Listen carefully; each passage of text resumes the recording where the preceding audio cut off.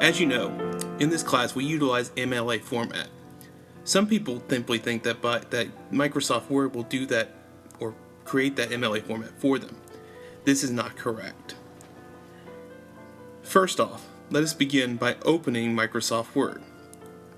Using your computer, locate the Start button located at the bottom left-hand corner of your computer.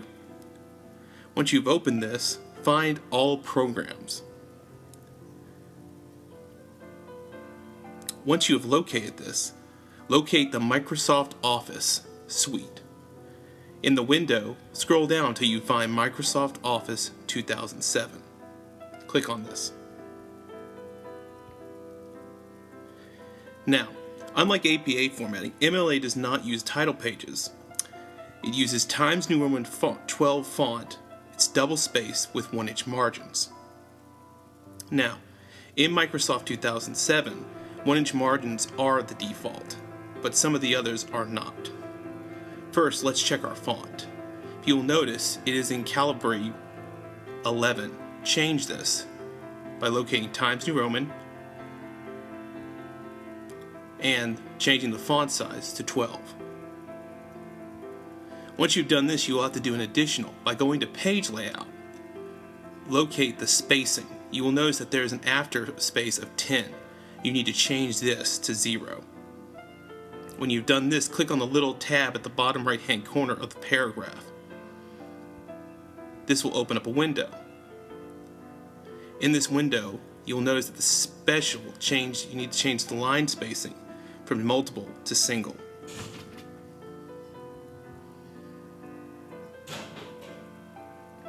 Now return to your left-hand margin. Heading, title, and header. These are some confusing elements, particularly heading and header. What is the difference? Title page or title. Which do I use for MLA format? Like we have stated before, there will be no title page like in APA formatting. Your heading should be where the cursor begins in the left-hand corner. Begin by typing your name. Hit enter. Type your instructor's name.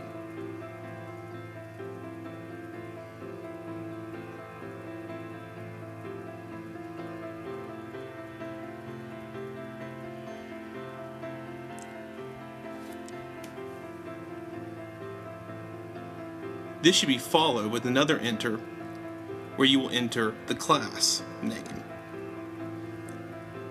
And one more enter and you will enter the date.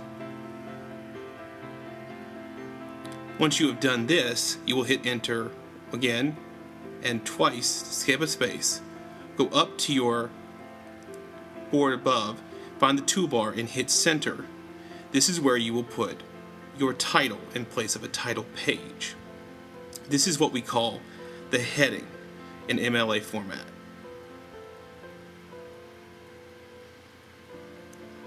Now hit enter again,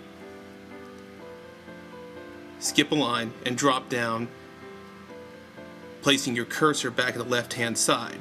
Tab over one time, go back to that page layout, paragraph, go to page of the blocks, now change from single to double spacing. Once you have done this, you are now ready to begin typing your paper in proper MLA format.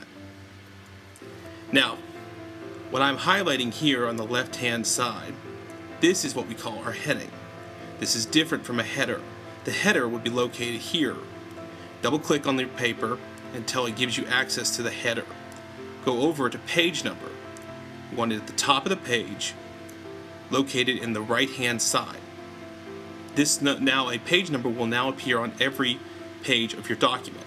Once you have done that, type your last name.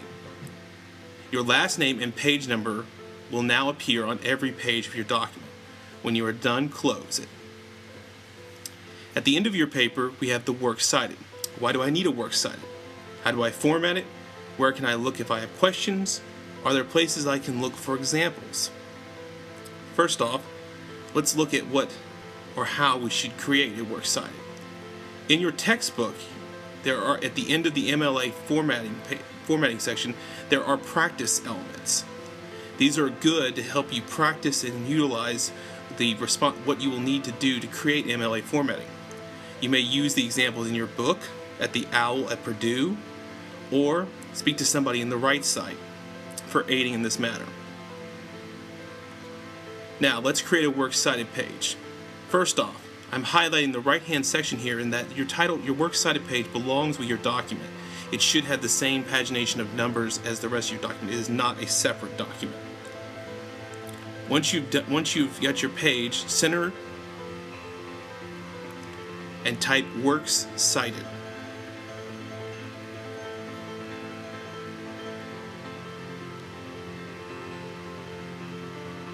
Hit enter, and enter again, and go back to the left-hand margin. It's good not to use double spacing, but to simply put your own through hitting enter. Now, here are some examples from the book that I have placed here in correct MLA format. Notice that we have an author, last name, comma, first name, period. The title of the article with period inside the quotation marks. The title of the journal, underlined, followed by a period, and the page numbers it's located. We also have a personal interview, the name of the person, the interview, and the date in which the interview was given. All of these are essential to creating proper MLA formatting within our papers. Thank you, and make sure you utilize this information in creating your paper.